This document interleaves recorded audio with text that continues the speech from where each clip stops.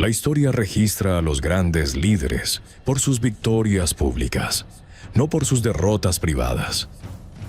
Pero existe un relato bíblico que rompe totalmente con este molde. Un pasaje de la historia que nos muestra al vencedor de gigantes no cayendo ante un enemigo extranjero, sino ante sus propios deseos mal gobernados. Es la paradoja más inquietante del poder. Aquel héroe que había enfrentado con fe inquebrantable al temible Goliat, aquel cuyas canciones habían calmado espíritus atormentados, aquel que había unificado un reino bajo el favor divino del fe en Dios, estaba a punto de descubrir que el adversario más peligroso no usa armadura ni blande espada, sino que habita en las sombras del corazón humano. Hoy nos adentraremos en un capítulo sombrío de la historia de Israel. Un episodio que las narrativas oficiales preferirían omitir, pero que las escrituras preservan con honestidad quirúrgica. No es un cuento para alimentar el orgullo personal, sino una advertencia universal sobre cómo las alturas pueden nublar la visión y cómo el éxito puede convertirse en el preludio del desastre moral. Si crees que la verdadera fortaleza se demuestra cuando nadie observa, quédate. Lo que vas a presenciar transformará tu comprensión sobre la fragilidad humana y las consecuencias de olvidar que por encima de cualquier trono terrenal existe una mirada que todo lo ve, la mirada de Dios. El rey que descansó mientras otros combatían. La primavera había llegado a Jerusalén. Los almendros florecían en las laderas, y el aire traía consigo ese aroma peculiar de tierra mojada y renovación que caracteriza al despertar de la naturaleza después del letargo invernal. Era la estación tradicional para las campañas militares, cuando los caminos se secaban y los ejércitos podían moverse con libertad tras los rigores del invierno. En cualquier otro año, David habría estado al frente de sus tropas. El guerrero que había matado al gigante con una honda. El estratega que había burlado incontables intentos de asesinato por parte del rey Saúl. El comandante que había expandido las fronteras de Israel desde Dan hasta Berseba. Conocía el valor de liderar desde la primera línea. Sus hombres peleaban mejor, sabiendo que su rey compartía los peligros del campo de batalla. Pero este año fue diferente. Las crónicas registran escuetamente. En la primavera, en el tiempo en que los reyes salen a la guerra, David envió a Joab, y con él a sus siervos y a todo Israel, y destruyeron a los amonitas y sitiaron Rabá. Pero David se quedó en Jerusalén. Esa simple frase, David se quedó en Jerusalén, esconde una tragedia de proporciones épicas. La decisión parecía razonable desde una perspectiva administrativa. El reino estaba consolidado. Joab, su sobrino y comandante experimentado, había demostrado sobradamente su competencia militar. ¿Por qué habría de exponerse el monarca cuando podía delegar? Además, los asuntos de gobierno requerían su atención en la capital. Sin embargo, la razón aparente ocultaba una realidad más profunda. El alma del rey estaba cansada. Los años de persecución, las guerras constantes, las conspiraciones palaciegas, las pérdidas personales, todo había ido erosionando lentamente esa vigilancia espiritual que había caracterizado sus años mozos. David, sin darse cuenta, había comenzado a confiar más en su posición que en su relación con Dios. El palacio real era una fortaleza imponente, construido con cedros del Líbano traídos especialmente por Hiram, rey de Tiro, y con piedra caliza blanca que brillaba bajo el sol mediterráneo. Representaba no solo el poder militar de Israel, sino también su florecimiento cultural y económico. Los artesanos más hábiles habían decorado sus salones. Los mejores tejedores habían confeccionado los tapices que colgaban de sus muros. Los músicos más diestros amenizaban las comidas del rey. Pero aquella magnificencia, legítimo fruto de las bendiciones divinas, estaba ejerciendo un efecto sutilmente corruptor en el corazón del monarca. El contraste con sus años de juventud resultaba abrumador. El joven pastor, que pasaba noches enteras bajo las estrellas, componiendo salmos mientras cuidaba el rebaño de su padre, había sido reemplazado por un administrador que revisaba informes y recibía embajadores. El fugitivo que dependía de la providencia divina para encontrar refugio en cuevas y desiertos, ahora se movía entre almohadones de seda y bandejas de plata. Y fue precisamente esa comodidad, esa ausencia del filo de la necesidad, lo que preparó el escenario para la caída. Los sabios de Israel solían repetir un proverbio: antes del quebrantamiento es la soberbia, y antes de la caída la altivez de espíritu. David conocía estas palabras, las había enseñado a sus hijos, las había citado en sus salmos. Pero conocer una verdad y aplicarla son dos realidades distintas. La rutina diaria del rey en Jerusalén carecía del estímulo espiritual que proporcionaba la adversidad. Sin el peligro inminente que lo impulsaba a buscar el rostro de Dios al amanecer, sin la urgencia que lo hacía depender de la dirección divina para cada decisión táctica, su espíritu comenzó a adormecerse. La oración, antes un diálogo apasionado con el Creador, se fue convirtiendo gradualmente en un formalismo vacío.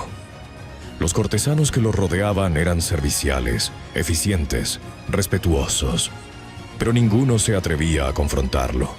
Nadie le preguntaba: «Señor Rey, ¿ha pasado tiempo hoy en la presencia del Altísimo?». Nadie osaba sugerir que su permanencia en el palacio, mientras sus hombres combatían, podría no ser la decisión más sabia.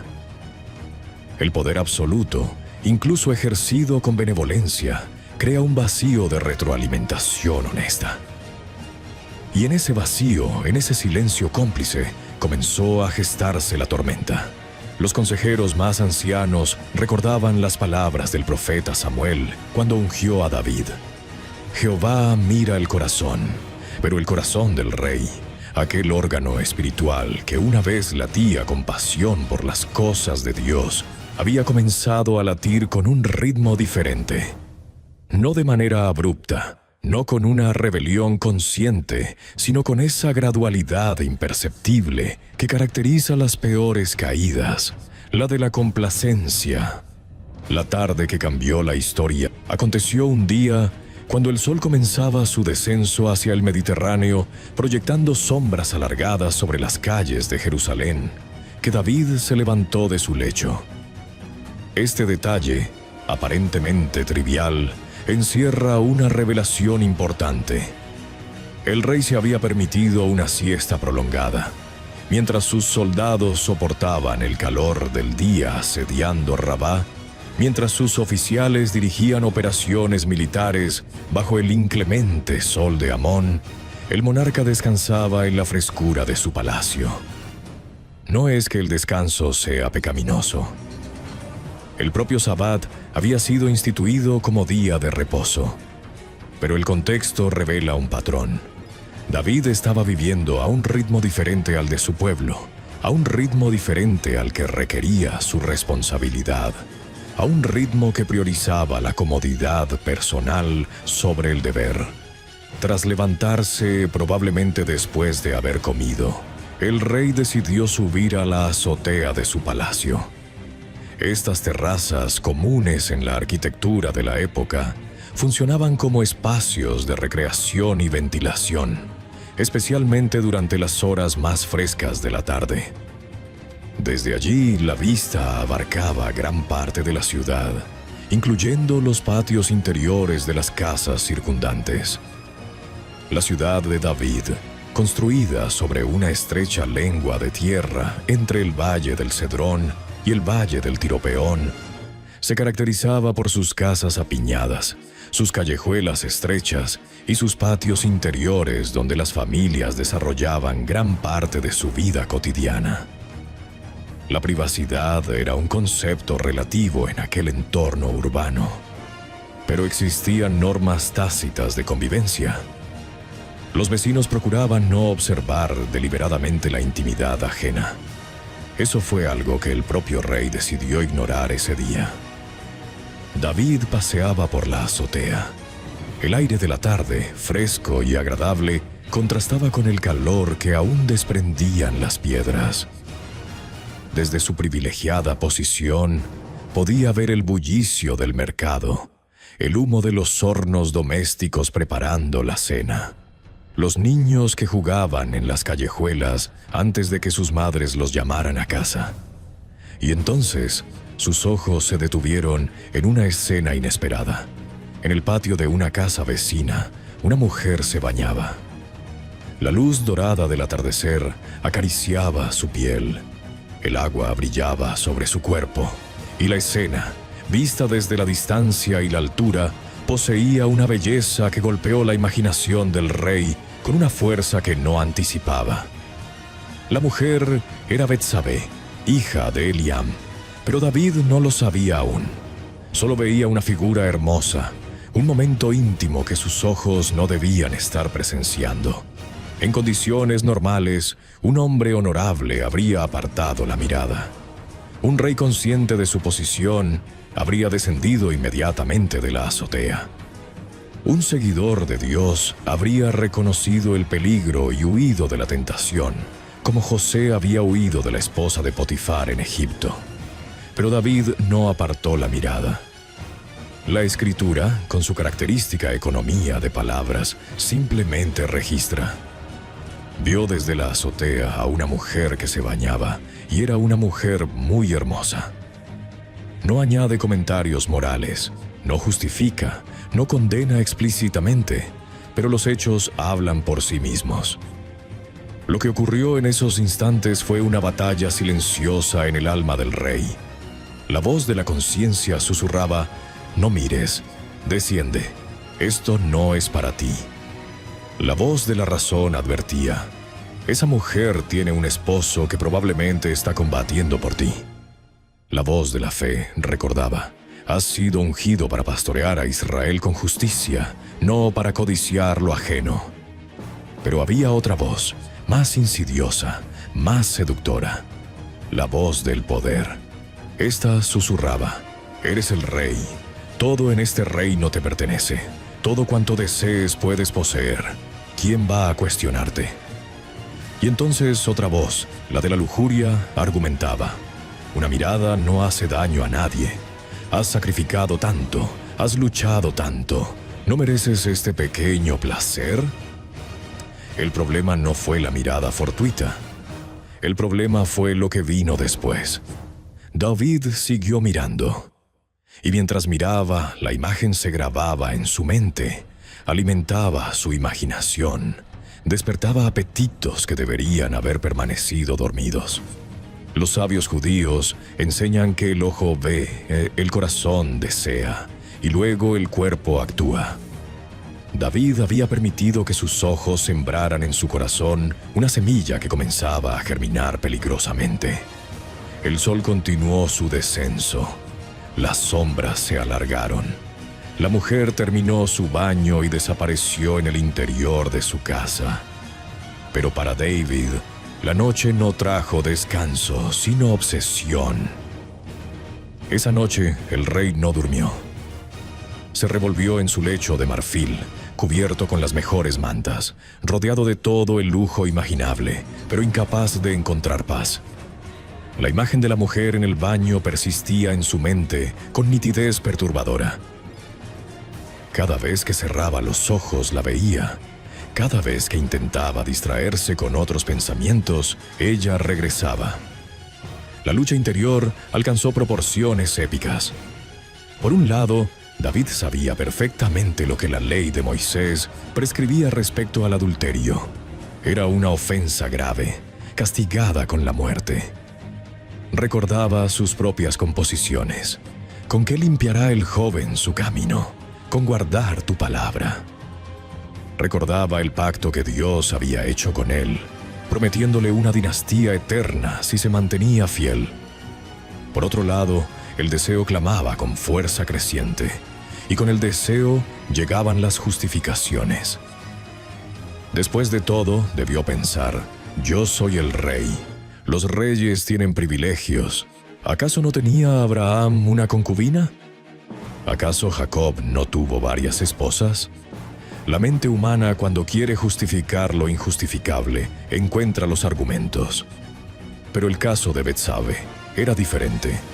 Ella no era una mujer soltera, ni una cautiva de guerra, ni una extranjera sin vínculos.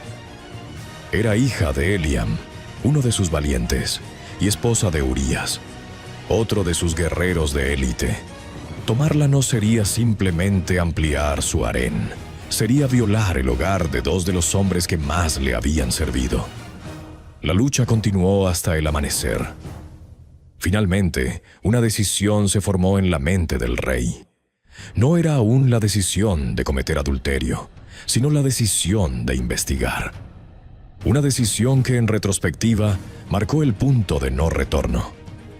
David llamó a un sirviente de confianza y le ordenó: «Ve y averigua quién es esa mujer». La orden fue simple, pero cargada de intención. David no preguntó: «¿Quién es esa mujer que vi?», para luego olvidarla. Preguntó para actuar. Preguntó para poseer. Preguntó porque ya había decidido en su corazón que quería ir más allá de la mera contemplación a distancia. El sirviente, entrenado en la discreción y en la eficiencia, hizo las averiguaciones necesarias. Probablemente habló con vecinos, con conocidos, con alguien que pudiera identificar a la mujer del baño vespertino. La información regresó rápida y precisa. Es Betsabe, hija de Eliam, mujer de Urías, el heteo. El mensaje debería haber caído como un balde de agua fría sobre el ardor del rey. El nombre de Urías resonó en su mente con claridad implacable. Urías, el heteo. Un extranjero que había abrazado la fe de Israel. Un soldado ejemplar que había demostrado lealtad inquebrantable. Uno de los 37 valientes que eran la élite de su ejército. Urías, que en ese preciso momento estaba acampado frente a las murallas de Rabá, soportando el polvo, el calor y el peligro. Urías, que arriesgaba su vida cada día por la expansión del reino. Urías, que confiaba plenamente en su rey. Cualquier hombre con un mínimo de integridad moral habría dado marcha atrás en ese instante. Cualquier rey temeroso de Dios habría caído de rodillas pidiendo perdón por haber albergado siquiera el pensamiento. Pero David había recorrido ya demasiado camino en la senda del deseo. El momento crucial había llegado. La información estaba sobre la mesa.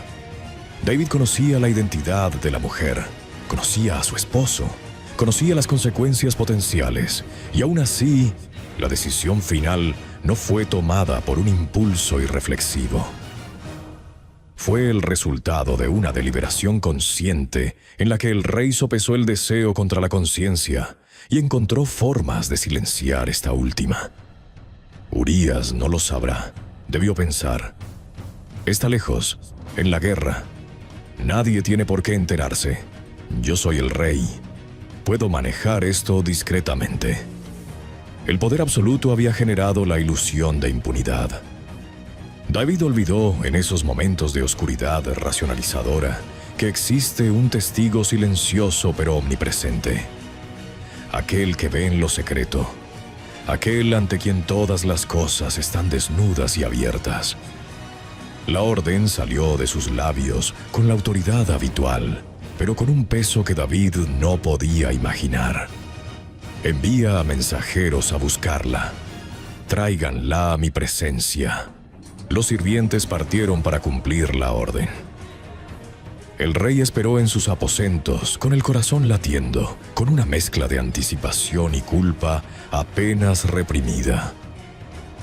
El engranaje de la tragedia se había puesto en marcha. El encuentro bajo el manto de la noche, Betsabé ignoraba por completo lo que ocurría en el palacio. Su vida transcurría dentro de los cauces normales para una mujer de su tiempo. Atender su hogar, cumplir con sus responsabilidades religiosas, esperar el regreso de su esposo. Aquella tarde, cuando se bañó en el patio de su casa, lo hizo en la intimidad que creía tener, siguiendo los rituales de purificación prescritos por la ley. Nunca imaginó que sus actos privados estaban siendo observados desde la azotea real. Nunca sospechó que se había convertido en objeto del deseo del rey. Cuando los mensajeros llegaron a su puerta, debió experimentar una mezcla de sorpresa y confusión. Una visita del palacio a esas horas de la noche no era algo habitual. ¿Qué podía querer el rey de ella? ¿Acaso su esposo había caído en batalla? ¿Acaso necesitaban información sobre algo relacionado con Urías? La orden fue transmitida con la cortesía formal que se debía a la esposa de un oficial, pero también con la firmeza inapelable de quien actúa por mandato real. El rey te requiere en palacio. Betsabé obedeció.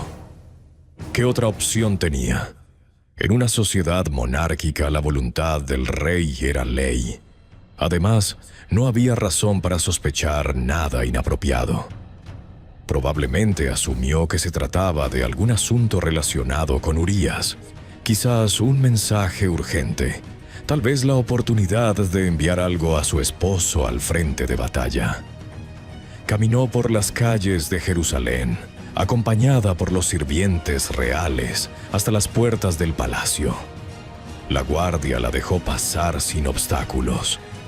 Subió las escaleras que conducían a las estancias privadas del monarca, y entonces, sola ante el rey, comenzó a comprender.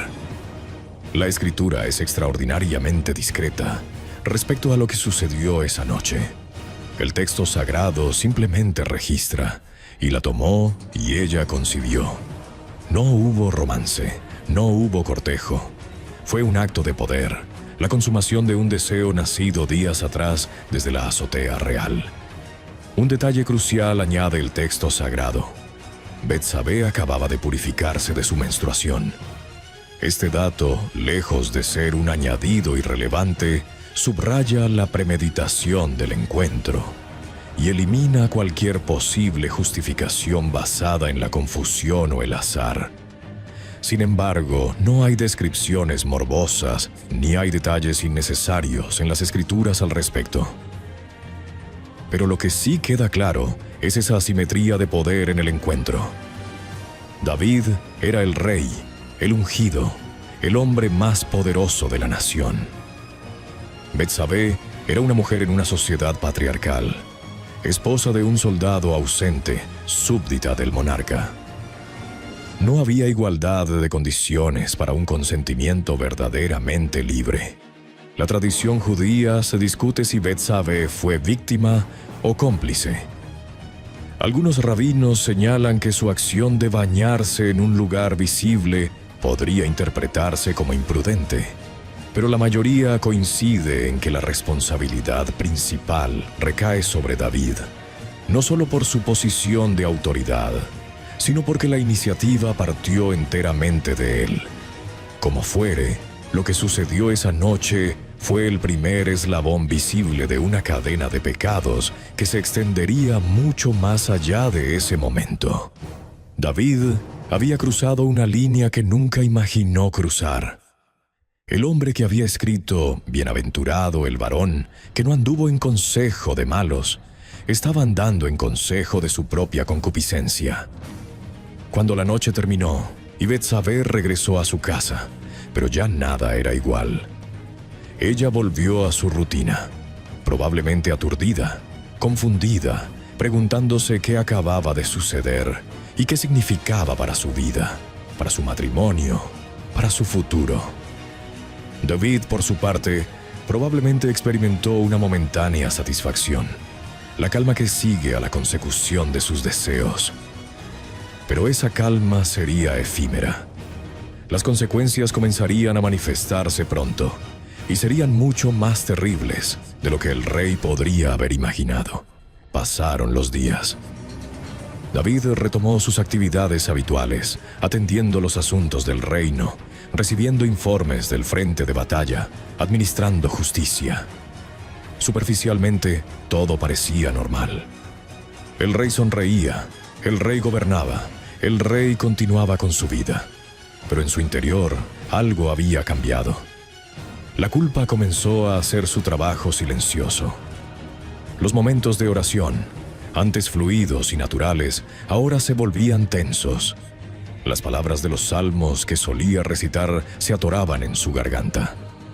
La presencia de Dios, antes tan familiar, ahora parecía distante, cubierta por una niebla de incomodidad no confesada. David intentaba convencerse de que todo estaba bien. Fue solo una vez, pensaba. Nadie lo sabe.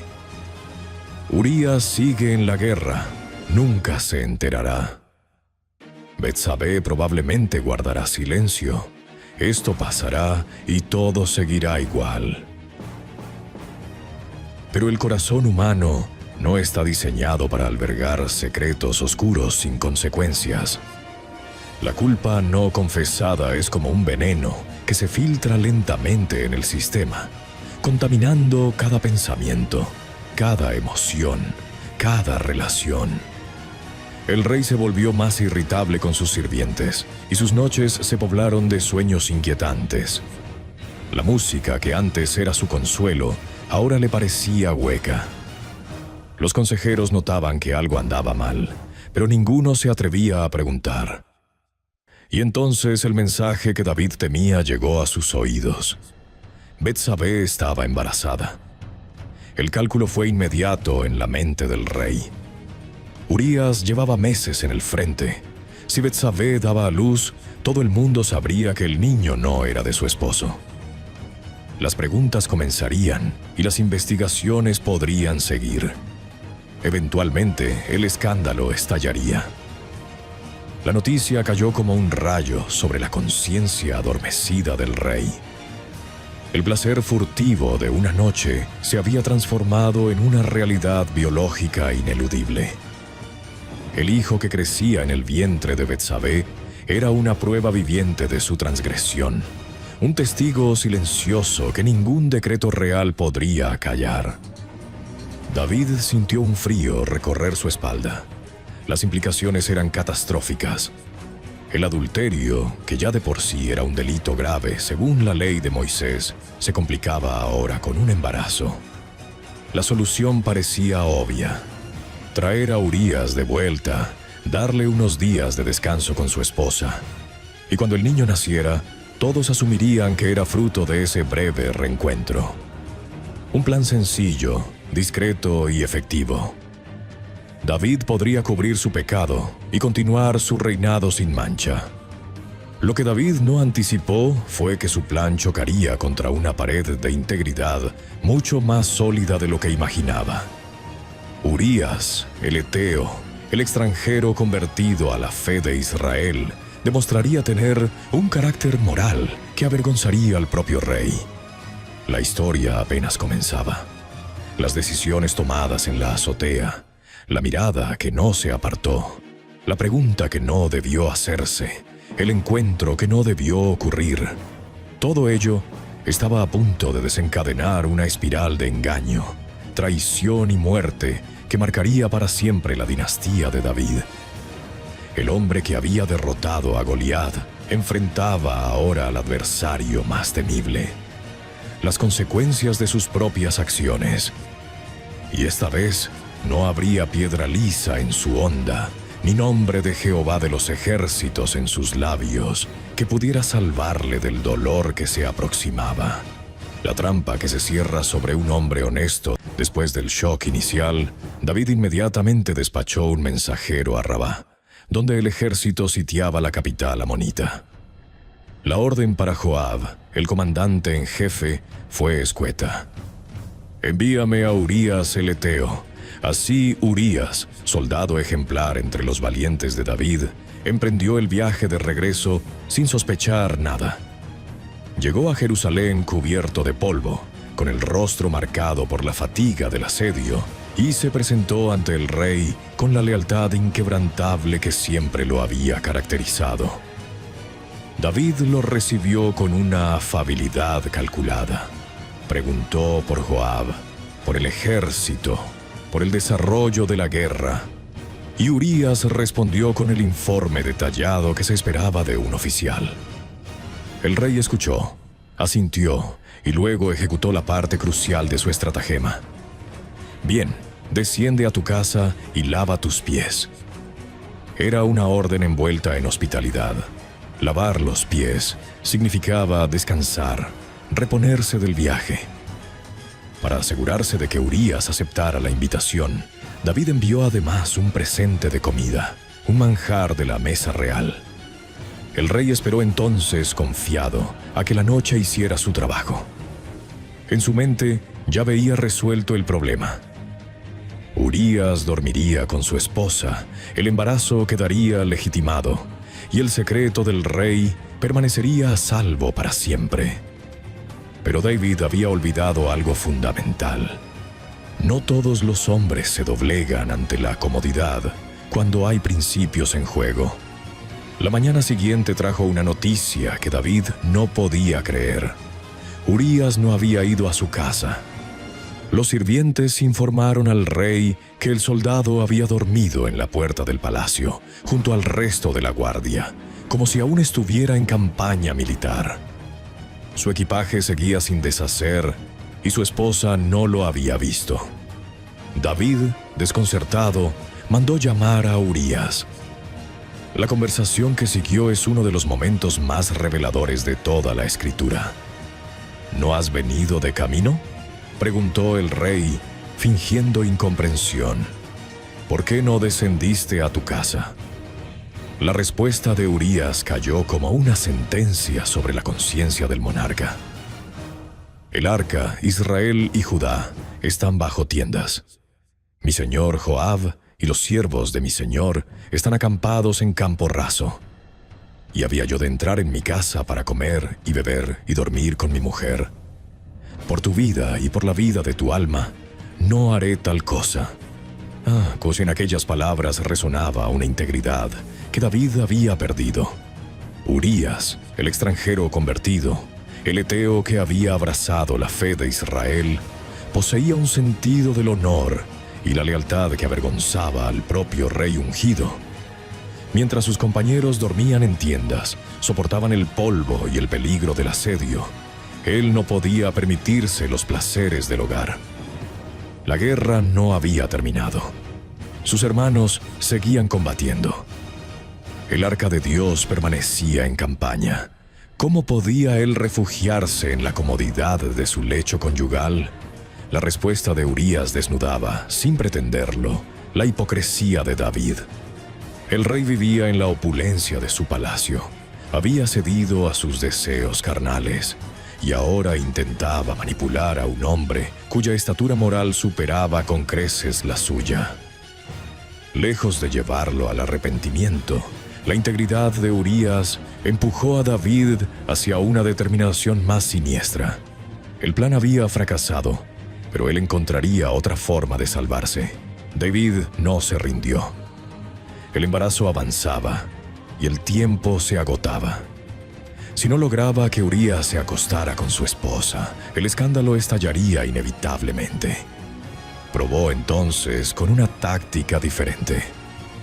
Retuvo a Urías un día más en Jerusalén y al atardecer lo invitó a comer y beber con él en palacio.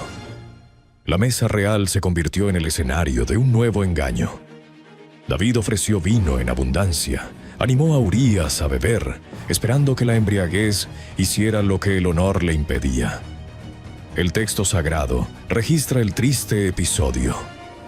David lo convidó a comer y a beber con él hasta que lo embriagó. El rey de Israel, el hombre según el corazón de Dios, se había rebajado a emborrachar a su propio soldado con tal de ocultar su pecado. La imagen es sobrecogedora. El monarca, desde su trono de cedro y marfil, utilizando el vino de su bodega para corromper la voluntad de un subordinado leal. Pero ni siquiera la embriaguez pudo quebrantar la férrea disciplina de Urías. Esa noche, nuevamente, no fue a su casa. Durmió en el mismo lugar que la noche anterior, a la puerta del palacio, con los siervos del rey, compartiendo su lecho improvisado con quienes velaban la seguridad de la corte. Cuando David recibió el informe al día siguiente, comprendió que su plan había fracasado estrepitosamente. Urías era insobornable. Ni el permiso real, ni los manjares de la mesa, ni los efectos del vino lograron apartarlo de su código de honor. La frustración del rey debió ser inmensa. Había utilizado todos los recursos a su alcance: autoridad, hospitalidad, manipulación psicológica. Y todos chocaban contra un muro de integridad que él mismo ya no poseía. El fracaso de sus intentos dejaron a David frente a un abismo. Urías regresaría pronto al frente, y con él, la última oportunidad de legitimar el embarazo. En pocas semanas, el vientre de Betsabé comenzaría a notarse, y entonces las preguntas, las sospechas, y finalmente la verdad saldrían a la luz. David tenía que decidir. El rey podía aún confesar. El camino del arrepentimiento estaba abierto, como lo estuvo siempre. Sería un rey humillado, pero honesto, un pecador que reconocía su falta y buscaba el perdón divino. Habría sido doloroso, sin duda. Su reputación quedaría manchada, pero la misericordia de Dios era conocida en Israel. Sin embargo, David eligió otro camino. La desesperación y el orgullo lo llevaron a una decisión monstruosa. Si no podía usar a Urías para ocultar su pecado, entonces Urías debía desaparecer. La solución ya no era el engaño, sino el asesinato. En ese momento, el rey cruzó una línea de la que ya no habría retorno. El hombre que había perdonado la vida a Saúl, su perseguidor, ahora planeaba fríamente la muerte de su más leal soldado. El adulterio lo había llevado al engaño. El engaño frustrado lo conducía ahora al homicidio. La progresión del pecado se manifestaba en toda su espantosa lógica. Una mirada que no se apartó, un deseo no reprimido, un acto de poder, un encubrimiento y finalmente la disposición a matar para preservar las apariencias. David tomó una tablilla y escribió una carta. No era un salmo, ni una orden de batalla, ni un decreto de justicia. Era una sentencia de muerte disfrazada de instrucción militar.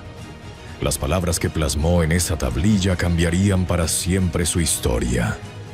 Poned a Urías al frente, en lo más recio de la batalla, y retiraos de él. El rey selló la carta, y al día siguiente la entregó en manos del propio Urías para que la llevara a Joab. Urías, ignorante por completo del contenido, recibió el mensaje con el respeto debido a la correspondencia real. Era un honor que el rey confiara en él para tan importante misión, pensó. Tomó la carta, la guardó junto a su pecho y emprendió el viaje de regreso hacia la muerte. Ninguna escena en las Escrituras refleja con tanta crudeza la profundidad de la caída humana. El traidor, utilizando a su víctima como mensajero de su propia destrucción.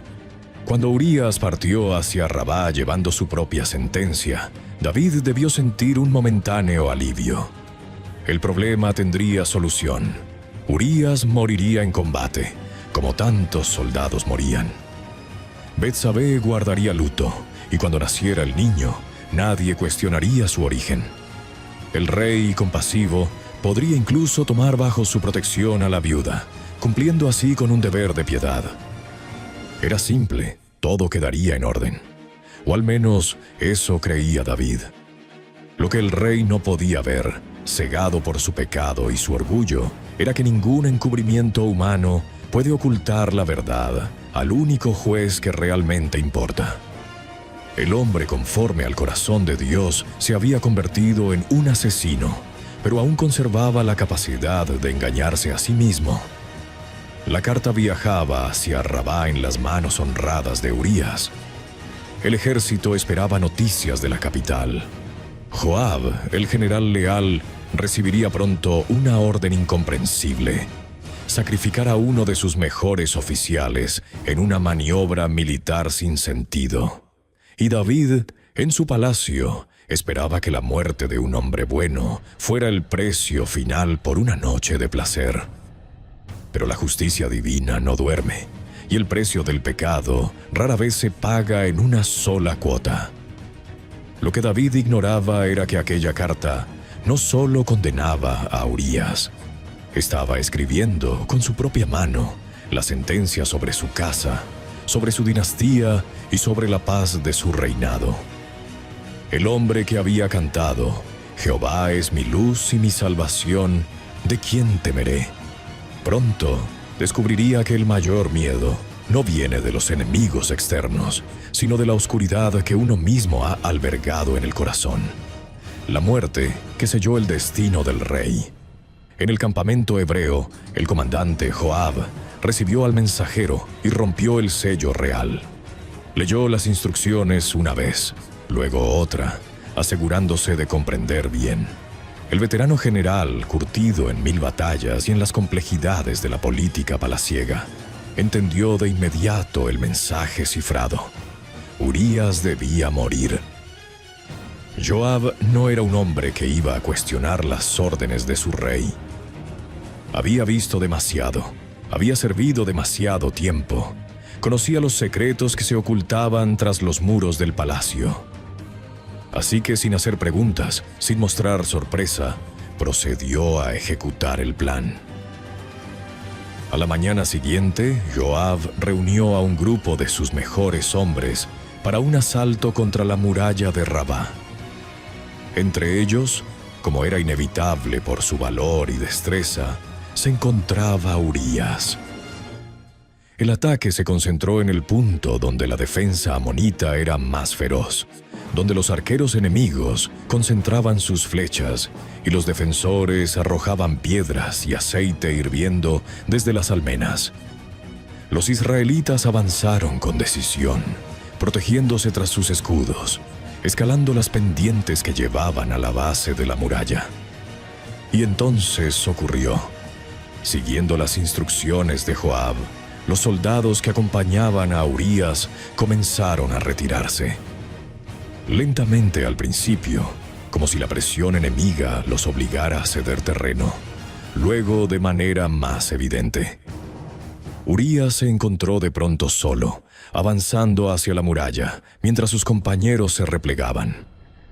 Los amonitas, al ver a aquel guerrero aislado, concentraron su ataque sobre él. Las flechas llovieron desde lo alto, las espadas brillaron a su alrededor. Urías luchó con la furia de quien no sabe rendirse, con la valentía de quien ha jurado defender a Israel hasta la muerte. Pero ningún valor humano puede prevalecer contra una trampa diseñada desde el poder. Cuando finalmente cayó, herido de muerte sobre la tierra ensangrentada al pie de la muralla enemiga, Urías ignoraba que no había muerto por la causa de su nación, sino por el pecado de su rey. Su última exhalación no fue para maldecir, sino probablemente para encomendar su espíritu al Dios de Israel, ese mismo Dios que él había aprendido a amar siendo extranjero. Los amonitas, al ver caer a aquel guerrero excepcional, debieron celebrar una victoria que no sabían que les había sido regalada por la traición de sus propios enemigos. Joab, cumplida la orden, envió un mensajero a Jerusalén con el parte de batalla. Instruyó cuidadosamente al emisario sobre cómo debía presentar la información, anticipando las posibles preguntas del rey. «Cuando le cuentes al rey cómo fue la batalla», dijo Joab, «y si se enoja preguntando, ¿por qué os acercasteis tanto a la muralla? ¿No sabíais que desde arriba suelen arrojar flechas? Entonces le dirás, también tu siervo Urías, el heteo, ha muerto». El mensajero partió hacia Jerusalén con el informe. Al llegar al palacio se postró ante David y relató los acontecimientos. El asalto a la muralla, la resistencia enemiga, las bajas sufridas. Y entonces, como si fuera un detalle menor entre otros, añadió: «O también tu siervo Urías el heteo ha muerto». David escuchó. Su rostro, entrenado en el arte de la diplomacia y la ocultación, probablemente no mostró emoción alguna. Pero en su interior, un torbellino de sensaciones debió sacudirlo. Alivio, porque el testigo incómodo había sido eliminado. Culpa, porque sabía que había ordenado aquella muerte. Y un escalofrío de autodesprecio, porque reconocía en lo más profundo aquello en lo que se había convertido. Su respuesta al mensajero fue una obra maestra de hipocresía calculada. Así dirás a Joab: «No te pese esto, porque la espada consume ya a uno, ya a otro. Refuerza tu ataque contra la ciudad hasta que la rindas. Y tú anímalo». Con esas palabras, David intentaba normalizar lo que había sucedido. «La guerra es así», decía implícitamente. «Unos caen hoy, otros caerán mañana. Es el destino de los soldados». La muerte de Urías quedaba así reducida a una baja más en la larga lista de mártires de Israel. Pero David sabía, en el silencio de su conciencia, que no era así. Urías no había muerto por la espada de los amonitas. Había muerto por la espada de la traición. Su sangre no clamaba desde las murallas de Rabá, sino desde el corazón mismo del rey que lo había asesinado. En Jerusalén, Betsabé recibió la noticia de la muerte de su esposo. Según las costumbres de la época, inició el período de luto, 7 días de duelo público, durante los cuales permanecería en su casa, vestiría ropas ásperas y recibiría las visitas de quienes vinieran a consolarla. El luto por Urías fue, que en apariencia, el homenaje debido a un soldado caído en cumplimiento de su deber. Los vecinos se acercaron a ofrecer sus condolencias. Los compañeros de armas, los que habían sobrevivido al asalto, seguramente compartieron recuerdos del valiente heteo. Betsabé cumplió con todas las formalidades. Pero tras las apariencias, el engranaje del plan de David seguía moviéndose. Tan pronto como los 7 días de luto concluyeron, los mensajeros reales volvieron a presentarse en la casa de Betsabé. Esta vez, sin embargo, no era para una visita nocturna y secreta. Era para conducirla al palacio como esposa del rey. El matrimonio se celebró con la pompa apropiada.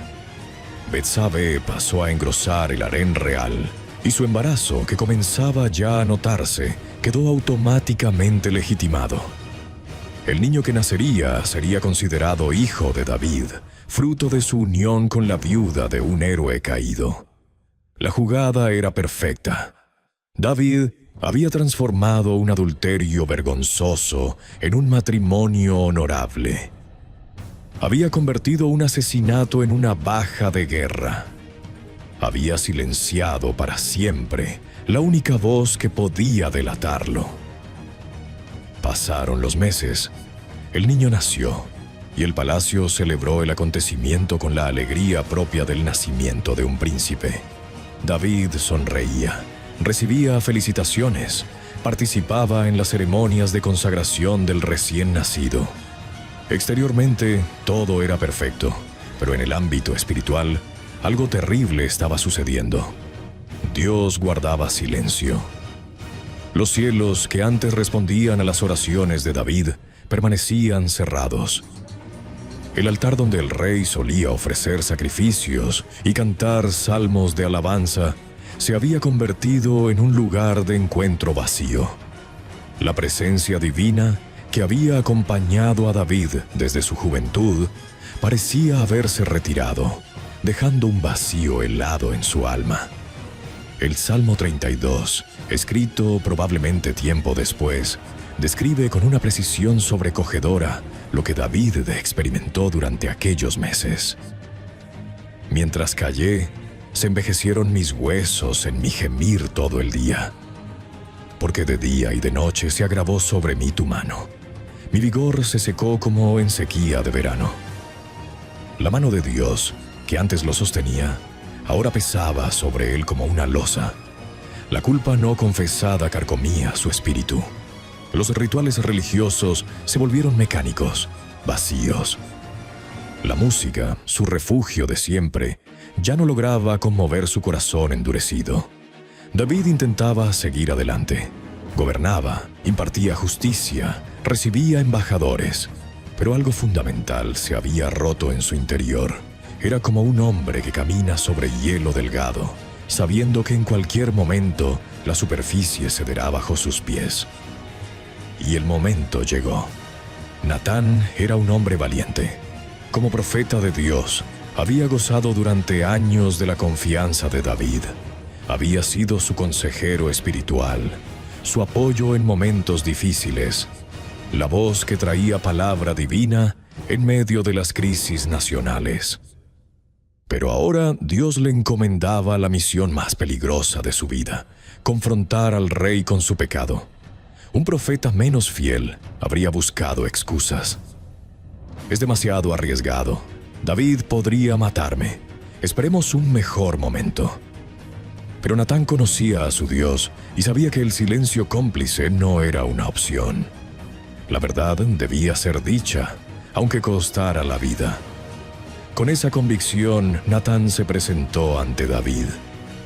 Pero no llegó con acusaciones directas, sino con una historia cuidadosamente elaborada que apelaba al sentido de justicia del monarca. Había dos hombres en una ciudad, comenzó Natán. El uno era rico y el otro pobre. El rico tenía numerosas ovejas y vacas, pero el pobre no tenía más que una sola corderita, que había comprado y criado, y que creció con él y con sus hijos juntamente. Comía de su bocado, bebía de su vaso y dormía en su seno, y la tenía como a una hija. David escuchaba atentamente, sin sospechar a dónde conducía aquella historia. Y vino un viajero a casa del rico, prosiguió Natán, y éste no quiso tomar de sus ovejas ni de sus vacas para obsequiar al caminante, sino que tomó la única corderita del pobre y la preparó para aquel hombre. La sangre de David hirvió. Su sentido de la justicia, intacto a pesar de su pecado personal, se encendió como fuego. Golpeó la mesa con el puño y exclamó con indignación: «Vive Jehová, que el que tal hizo es digno de muerte, y debe pagar la corderita con 4 tantos, porque hizo tal cosa y no tuvo misericordia». La confesión que cambió una vida, las palabras resonaron en la sala. David había pronunciado su propia sentencia sin saberlo. Entonces Natán, con el dedo extendido señalando al rey, pronunció las palabras que romperían el silencio de meses. «Tú eres aquel hombre». La sala quedó en silencio absoluto. Los cortesanos presentes debieron contener la respiración. Nadie hablaba así al rey. Nadie señalaba al ungido de Dios con acusaciones semejantes. Pero Natán no había terminado. El profeta continuó, transmitiendo ahora directamente la palabra de Jehová. «Así ha dicho Jehová, Dios de Israel: yo te ungí por rey sobre Israel, y te libré de la mano de Saúl, y te di la casa de tu señor, y las mujeres de tu señor en tu seno. Además te di la casa de Israel y de Judá. Y si esto fuera poco, te habría añadido mucho más. ¿Por qué, pues, tuviste en poco la palabra de Jehová, haciendo lo malo delante de sus ojos? A Urías, el heteo, heriste a espadas, y tomaste por mujer a su mujer, y a él lo mataste con la espada de los hijos de Amón. Cada palabra era un dardo que atravesaba el corazón endurecido de David.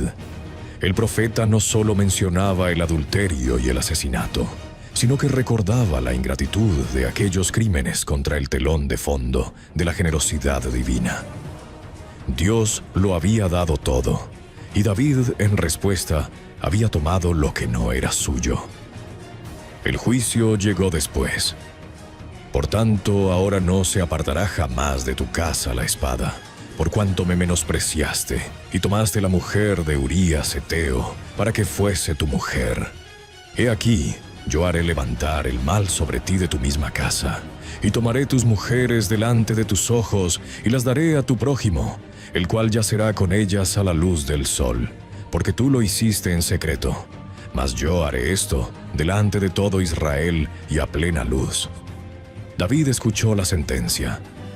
No intentó justificarse, no buscó excusas, no señaló a Betsabé ni a las circunstancias ni a nadie más.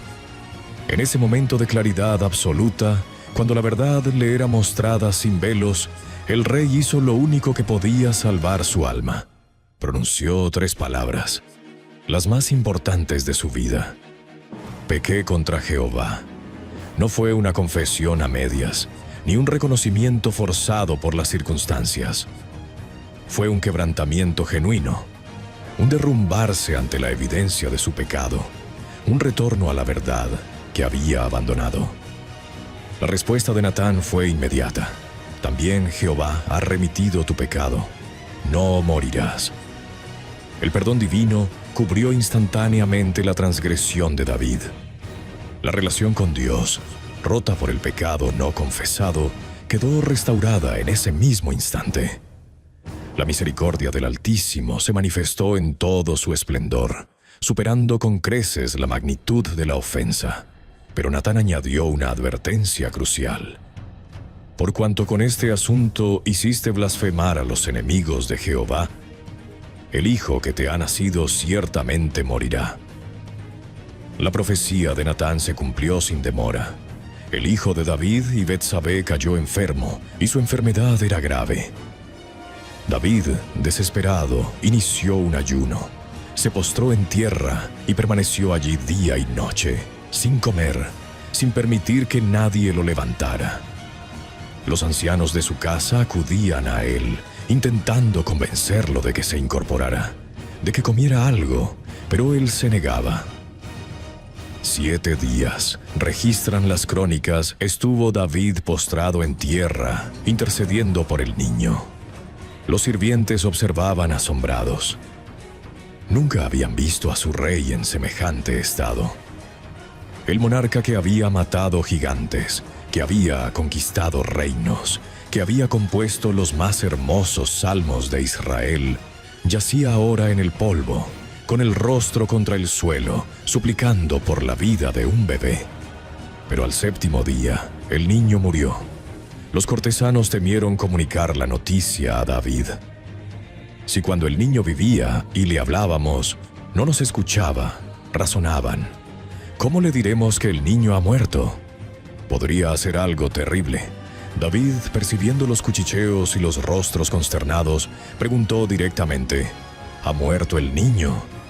«Ha muerto», respondieron. Entonces ocurrió algo que nadie esperaba. David se levantó del suelo, se lavó, se ungió con perfume, cambió sus ropas y se dirigió al tabernáculo para adorar a Jehová. Los sirvientes no salían de su asombro. «¿Qué es esto que has hecho?», le preguntaron. «Por el niño vivo ayunaste y lloraste, pero muerto el niño te levantas y comes». David explicó, «Mientras el niño vivía, yo ayunaba y lloraba, pensando, ¿quién sabe si Dios tendrá compasión de mí y viva el niño? Pero ahora que ha muerto, ¿para qué he de ayunar? ¿Podré yo hacerle volver? Yo voy hacia él, mas él no volverá a mí». Aquellas palabras revelaban una fe profunda, una aceptación de la soberanía divina que trascendía el dolor inmediato.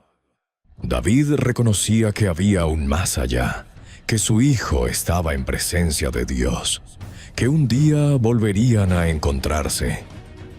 El consuelo y la esperanza. Después de la muerte del niño, David consoló a Betsabé. La tradición sugiere que este período de consuelo mutuo, de dolor compartido y de restauración espiritual fue el contexto en el que concibieron a su segundo hijo. Aquel niño recibió un nombre que se convertiría en profecía, Salomón, que significa pacífico. Pero también fue llamado Jedidías, amado de Jehová, porque Dios lo amaba. La historia de David no terminó con su pecado, ni con su castigo, ni siquiera con la muerte de su hijo. Continuó con su arrepentimiento, con el perdón divino, con una nueva oportunidad. El hombre que había caído tan bajo fue levantado de nuevo, y de su linaje, a pesar de todo, nacería el Mesías prometido. Las lecciones de este relato resuenan a través de los siglos. El Salmo 51, compuesto por David después de estos acontecimientos, captura la esencia de su experiencia. Crea en mí, oh Dios, un corazón limpio, y renueva un espíritu recto dentro de mí. No me eches de delante de ti, y no quites de mí tu Santo Espíritu. Vuélveme el gozo de tu salvación, y espíritu noble me sustente. Estas palabras han consolado a incontables pecadores arrepentidos a lo largo de la historia, recordándoles que el abrazo del Padre está siempre abierto para quien vuelve a Él con corazón contrito. La historia de David y Betsabé no es solo un relato antiguo. Es un espejo en el que podemos vernos reflejados, una advertencia para quienes caminan en alturas espirituales, y un faro de esperanza para quienes han caído y necesitan saber que el camino de regreso a Dios está siempre abierto.